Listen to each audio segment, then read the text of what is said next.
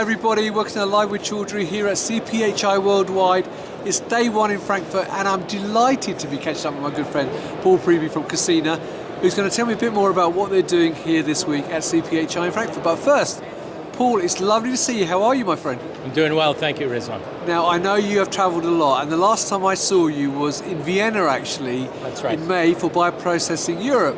So I'm sure lots happened since then. So before we talk about that, for people not familiar with Qosina, can you give me a quick overview of the business?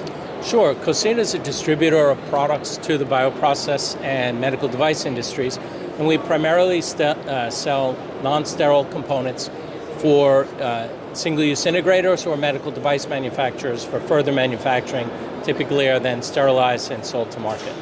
Right. Now, as I said, the last time I saw you was May. I know you've been in a lot of shows, a lot of things have been happening since then. So what has been happening at Qosina since I last saw you in May? Well, it's really been a dynamic period. I think the issues that we were facing in May are quite a bit behind us, and what I'm talking about really is the supply chain issues driven by high demand for components during COVID really seem to be behind us. And now I think the industry is trying to figure out what does life after COVID look like and how can we learn the lessons in terms of supply chain management going forward. Right. Now, obviously, we're here at CPHI, and I see you've got a lot of products, as always, on display. So what are you actually showcasing to customers this week? Well, I think it's a nice example. If we look at this case right here, Sure. we can see a proliferation now of many different types of bag chambers for single-use bioprocessing. And this, I think, exemplifies our strategy to support the industry in the post-COVID era, which is to say, the proliferation of more than one functional choice so that if there are supply chain interruptions with one supplier, we can help our customers pivot to another supplier. Right, okay.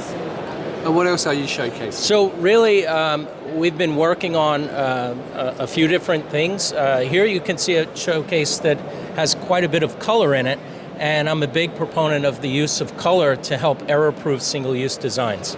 So many different connectors, pinch clamps, and things of that nature.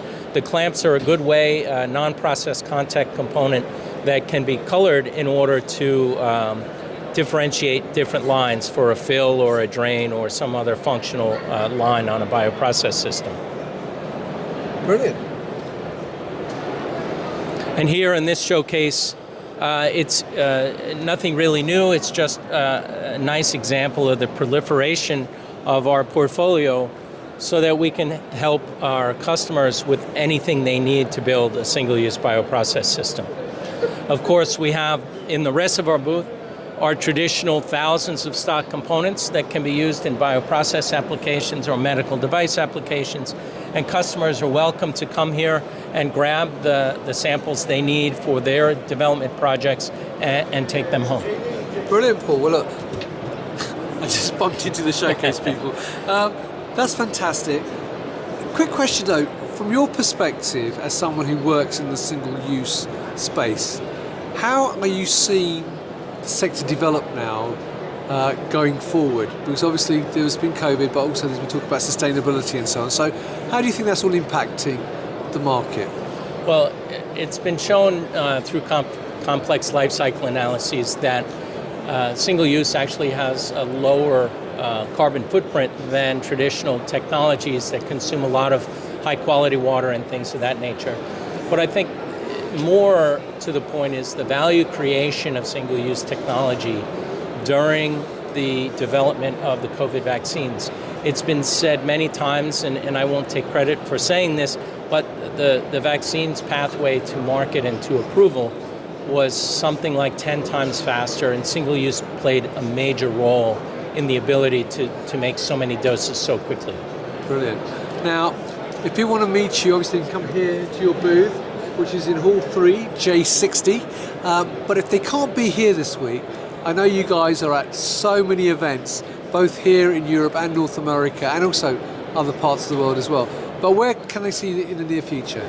Well, I'll be back here in Germany in 2 weeks' time in Dusseldorf, going to Complement. And on Qosina.com, we have an extensive listing of around 25 trade shows per year that we attend. Brilliant. Well, look, thank you, Paul. As always, it's been a pleasure to see you. As always, my friend, I hope you have a fantastic show this week. So there you go, viewers. If you would like to know more about Qosina and all their huge range of components for bioprocessing, then come and check out their booth in Hall 3, J60. I have to keep turning my neck to look at the side, but check that out. But if you can't do that, obviously, as Paul mentioned, they're going to be at CompuMed in a couple of weeks' time, and they're at lots and lots of other events, I can assure you. That's so check right. out their website. I'm sure you can meet them in person, either in North America, Europe, as I say, or other parts of the world.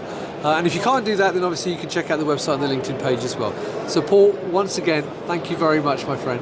And viewers, thank you for watching. As always, stay well and stay safe. Bye-bye. Thank you, it was fun.